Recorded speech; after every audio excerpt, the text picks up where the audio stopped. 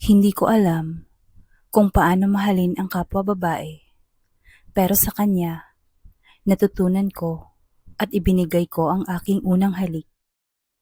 College freshman ako noon, sa bagong campus, bagong mundo, at bagong mga tao. May isang taong agad tumatak sa akin, si Isa. Unang beses ko siyang nakita sa Fine Arts Building. Nasa ilalim siya ng puno, nagpipinta ng portrait. May earphone sa tenga, hawak ang brush na tila may sariling isip.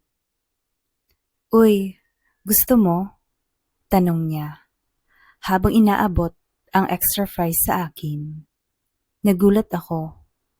"Ha? Ako?" "Oo, kasi kanina ka pa nakatitig. Gusto mo ng fries o gusto mo ko?" Sabay tawa niya. Namula ako at doon nagsimula ang lahat. Simula noon, lagi na akong sinusundo ni Isa after class. Lagi kaming tumatambay sa rooftop, nagkukwentuhan habang pinagmamasdan ang lungsod sa gabi. Ako nga pala yung pinakawalang kwentang artist, sabi niya minsan. Pero kapag ikaw yung subject, parang kaya kong ipinta ang buong mundo. Hindi ako sanay sa ganong salita, pero kapag si Isa ang nagsasabi, parang totoo. Araw-araw ko siyang inaabangan at unti-unti may binabagong ingay sa dibdib ko. Isang hapon, dumaan ako sa art studio para sorpresahin siya. Pero nandoon si Marco, nakatayo sa tabi niya. Tawa sila ng tawa. Napako ako sa pintuan. "Si Lia," sabi ni Marco, nang makita ako. "Tagahanga mo yata, Isa." Ngumiti si Isa, pero hindi agad lumapit. Biglang bumigat ang dibdib ko. Yung mga ngiting dati, para lang sa akin. Bakit parang kay Marco na ngayon? Kinagabihan, hindi ako nag-reply sa mga chat niya. "Lia, galit ka ba?" Tanong niya sa call. "Hindi, busy lang." Hindi ako tanga. Alam kong may mali. Tumahimik ako hanggang sa marinig ko ang paghinga niya sa kabilang linya. Kung si Marco to, wala yon. Kaibigan ko lang siya. Ikaw, ikaw yung gusto kong kausapin araw-araw.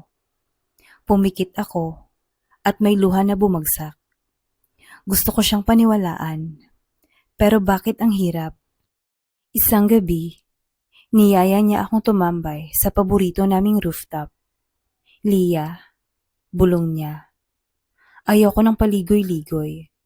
Kanina ka pa umiiwas. Hinawakan niya ang kamay ko.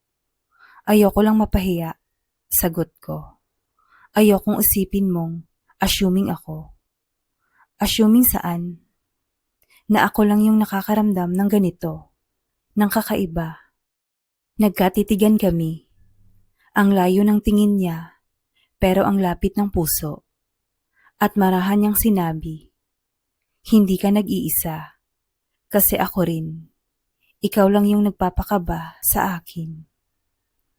Tahimik, hangin ng atibok ng puso namin ang naririnig. Hinawakan niya ang pisngi ko. "Pwede ba kitang halikan?" bulong niya. Hindi ako sumagot, pero tumango ako. Dahan-dahan, at sa unang pagkakataon, nalasahan ko ang tamis ng pagmamahal na totoo. Mainit, malambot, banayad.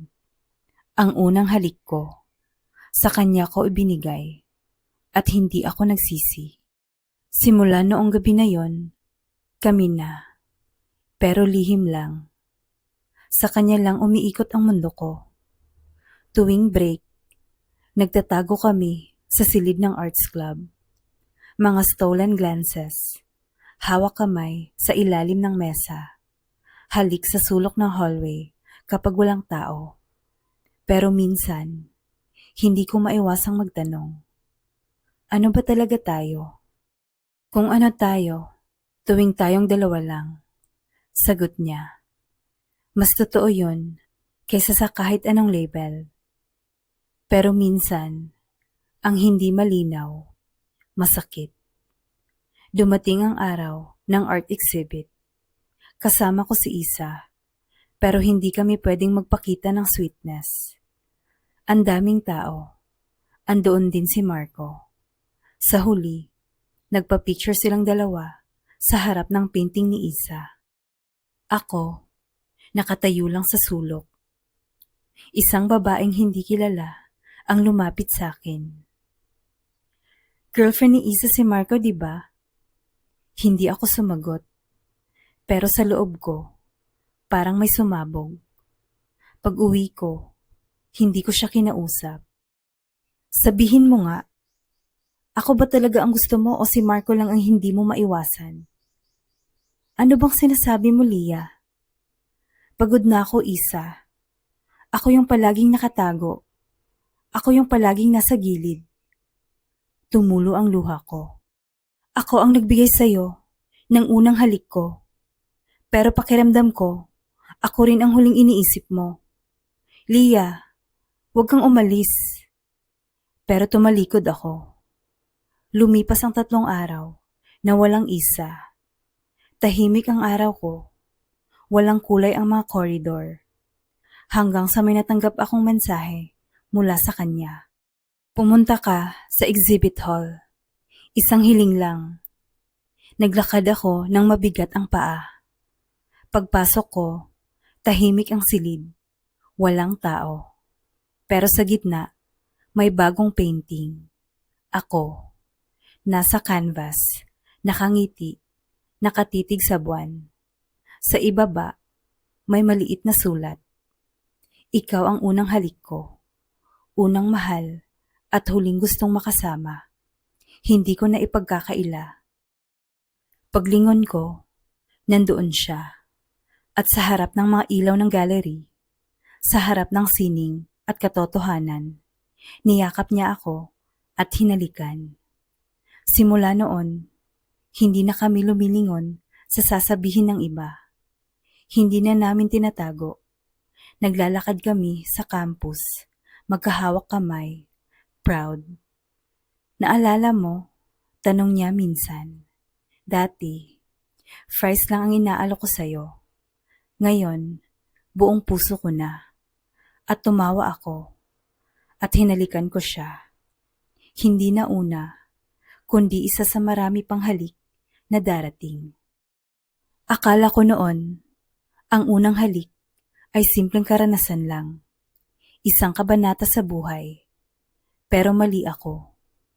Ang unang halik ay isang desisyon.